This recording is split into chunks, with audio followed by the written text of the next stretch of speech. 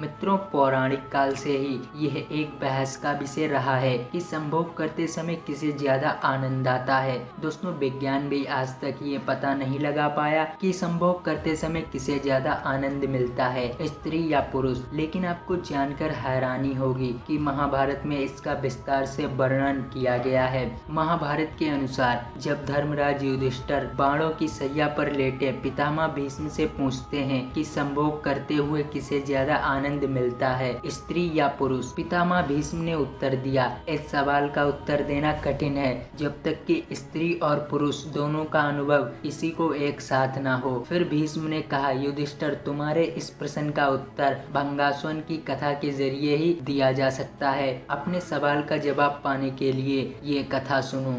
बहुत समय पहले भंगासुर नाम का एक राजा रहता था। वह न्यायप्रिय और यशस्वी था, लेकिन उसका कोई पुत्र नहीं था। पुत्र की चाह में उस राजा ने अग्निष्ठ अनुष्ठान किया। हवन में केवल अग्नि देवता का आदर हुआ था, इसलिए देवराज इंद्र काफी क्रोधित हो गए। इंद्र अपने गुस्से को निकालने के लिए दंड देना चाह रहे थे। एक दिन राजा शिकार पर निकला तो इंद्र ने राजा को सम्मोहित कर दिया। राजा भंगासुर जंगल में इधर उधर भटकने लगा। अपनी सम्मोहित हालत में बेसब सुध खो बैठा। न उसे दिशाएं समझ आ रही थीं और न ही अपने सैनिक दिख रहे थे। भूख प्यास ने उसे व्याकुल कर दिया। अचानक उसे एक छोटी सी नदी दिखाई दी जो किसी जादू सी सुंदर लग रही थी। राजा उस नदी की तरफ बढ़ा और पहले उसने अपने घोड़े को पानी पिलाया, फिर खुद पिया। जैसे ही राजा ने नदी के अंदर प्रवेश किया, वैसे ही वो राजा स्त्री के रूप में परिवर्तित हो गया। शर्म से बोझल वह राजा जोर जोर से विलाप करने लगा। उसे समझ नहीं आ रहा था कि ऐसा उसके साथ क्यों हुआ।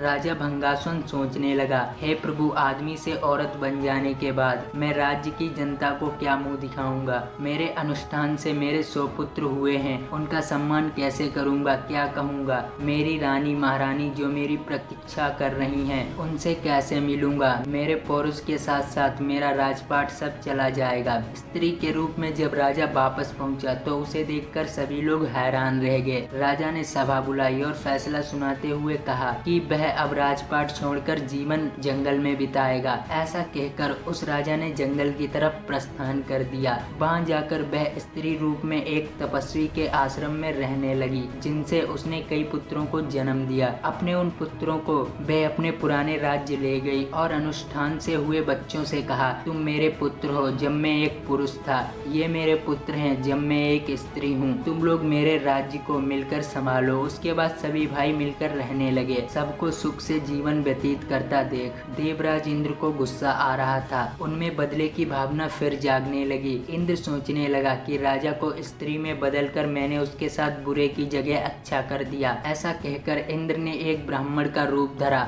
और पहुँच गया राजा भंगासुर के राज्य में। वहाँ जाकर उसने सभी राजकुमारों को भड़का दिया। इंद्र के भड़काने की वजह से सभी भाई आपस में लड़ पड़े और एक दूसरे को मार डाला। जैसे ही भंगासुर को इस बात का पता चला, वे शोकाकुल हो गया। ब्राह्मण के रूप में इंद्र राजा के पास पहुंचा और पूछा कि वह क्यों रो रहा है। भंगासुर ने रोते रोते पूरी घटना इंद्र को बताई। इंद्र ने अपना असली रूप दिखाकर राजा को उनकी गलती के बारे में बताया। इंद्र ने कहा, क्योंकि तुमने सिर्फ अग्नि को पूजा और मेरा अनादर किया, इसलिए मैंने तुम्हारे साथ ये खेल रचा। यह सुनते ही भंगासुर इंद्र के पैरों में गिर गया और अपने अनजाने में किया अपराध के लिए क्षमा मांगी। राजा की ऐसी दशा देखकर इंद्र को दया आ गई। इंद्र ने राजा को माफ करते हुए अपने पुत्रों को जीवित करवाने का वरदान दिया। इंद्र बोले, हे स्त्री रूपी राजन, अपने बच्चों में से किसी एक को जीवित कर लो। भंगासुर ने इंद्र से कहा, अगर ऐसी बात है तो मेरे